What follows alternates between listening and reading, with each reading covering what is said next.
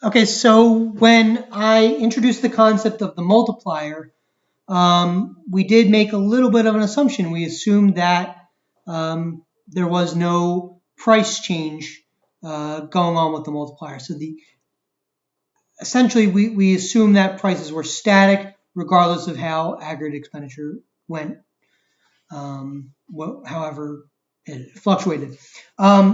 In the real world, if you have a lot of expenditure, what's going to happen? You're going to increase prices, increase your supply, like your quantity supplied, in order to meet the demand. So let's say we're looking at this bad boy here. Well, the multiplier is essentially saying, all right, so we have a change. Come on. We have a change from here to here. That's going to shift your aggregate expenditure, right? Which is in turn going to shift your demand, your aggregate demand out.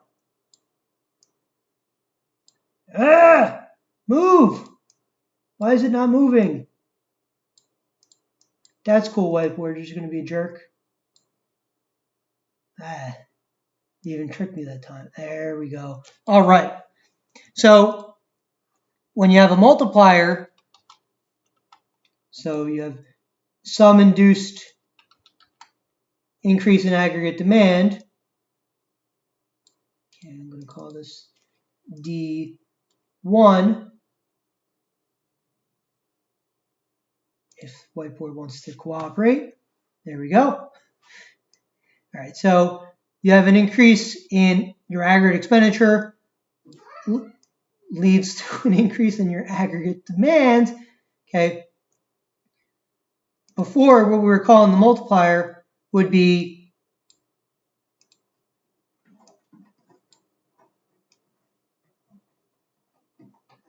this change here. Okay. The change in GDP that resulted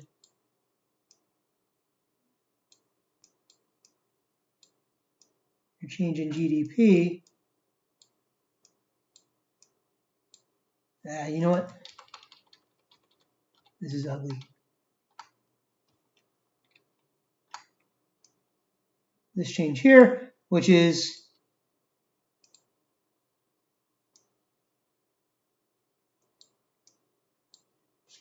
why is this being a jerk?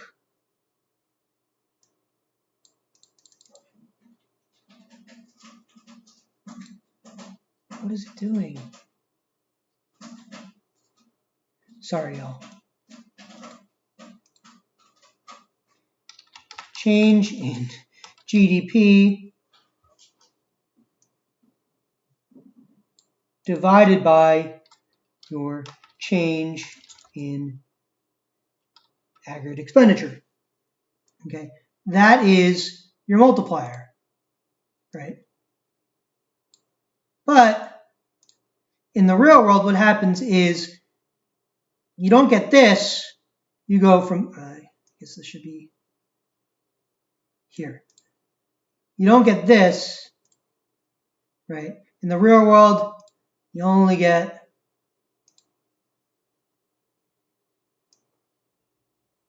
this, because this is going to be your new equilibrium here. Okay, so your old equilibrium here, your new equilibrium here. So what happened? Okay, prices increased, supply increased. So intersecting the demand curve over here instead of over here. Okay, so an induced increase in one of your aggregate expenditures, like one of your components of aggregate expenditure, led to an increase in GDP, but it's not as straightforward as the multiplier will lead you to believe. Basically, what the multiplier is telling you is how far your demand curve shifts out, okay? And how much GDP would increase if price doesn't change, but in the real world, price changes, okay? So the multiplier that we've seen before is telling you more about your demand side than your overall equilibrium within the aggregate demand, aggregate supply model. Okay, so your real multiplier that gives you where the world will actually be when you induce some sort of increase to aggregate expenditure is going to be lower than what the demand-only view of things will say. Okay. So the formula is valid under the assumption of a constant price level, as if aggregate supply were a horizontal line, but aggregate supply slopes upwards, so it's going to intersect the aggregate demand curve a little sooner. So suppose that the marginal propensity to consume is 75%. Okay. According to our formula, 1 divided by 1 minus MPC, 1 minus 0.75 is going to be 0.25. 1 divided by 0.25 is 4. So your multiplier should be 4. So essentially, if you increase your aggregate expenditure by 100, the demand portion of GDP will increase by 400. That's what that's telling you. But the actual equilibrium GDP, when you consider the aggregate demand, aggregate supply crossover, is going to be less than 400. Okay, so your increase in GDP is actually going to be less than 400 in equilibrium. Your demand is going to shift it to the right by 400, but the increase in equilibrium is going to be less than 400. Okay.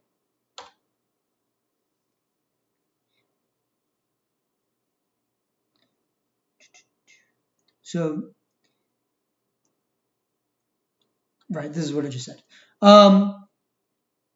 The productive sector is going to respond to higher spending in two ways. Number one, they're going to increase their output. Okay, so the quantity supplied is going to increase. Okay, if only quantity supplied increased and number two didn't happen, then your multiplier would be golden, whether it's demand only or ADAS, aggregate demand, aggregate supply. Okay, but number two happens as well. Prices increase. Okay, prices are going to erode the purchasing power of consumer wealth and reduce net exports. Okay, so as prices increase, right? Remember, consumers have less disposable income. They have less purchasing power, so they feel less wealthy. Your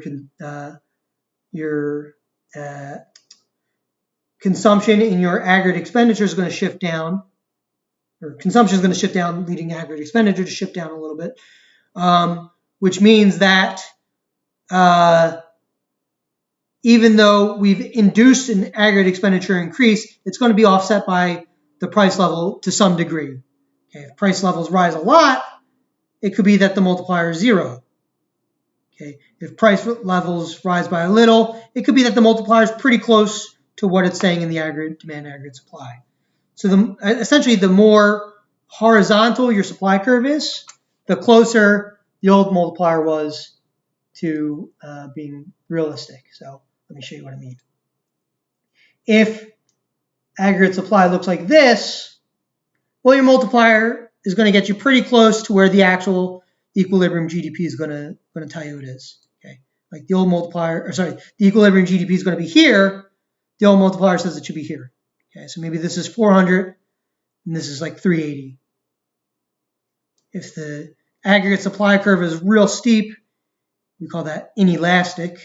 For if you care, it's more of a micro thing. But if your aggregate supply is really steep, then your price is going to react really, it's going to react a lot to a small quantity shift. So if it's like, let's say it's so steep that it's vertical, an increase in aggregate expenditure isn't going to have any increase in total GDP. It's just going to increase price, which is just inflation. So that's actually worse. But in the overall economy, we usually assume that your aggregate supply is going to look something like this. So it's going to be somewhere in between.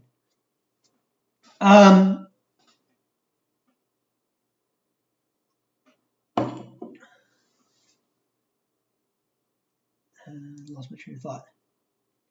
So also, I guess I didn't mention reducing net exports. Remember, this is going back to kind of what I tested you on already. But if domestic prices increase, one, domestic consumers are going to import more, right? Because foreign goods are relatively less expensive. And two, foreign consumers are going to import less from the United States or from whatever the domestic country is. So your exports are going to decrease while your imports are going to increase. So your net exports, which is exports minus imports, are going to decrease, which is also going to have a drag on your aggregate expenditure. Okay. So the multiplier is going to tell you that aggregate demand is going to shift a lot, but because there's some price increase there, it's then going to shift in a little bit more. So shift out by a lot, and then it's like 2 steps forward, 1 step back. This is a decent enough analogy for that. Okay. And graphically, that's what this looks like. So this purple line is your 2 steps forward. That's how much aggregate demand is going to shift out as a result of an aggregate expenditure increase, and that's your full multiplier effect. But your actual equilibrium GDP is going to be somewhere over here where your 2 lines intersect, and it's going to be somewhere in between the old equilibrium and where your demand would be for that same price level, your new demand for the same price level. Okay. So inflation reduces the value of the multiplier. That's the ultimate takeaway here.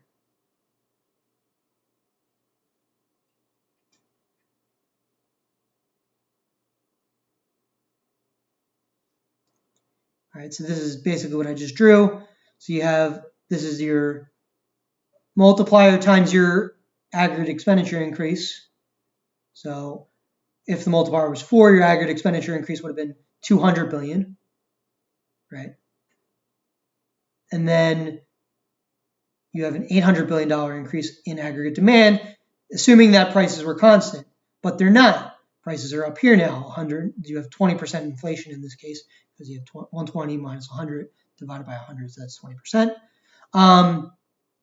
So you have 20% inflation. So your actual your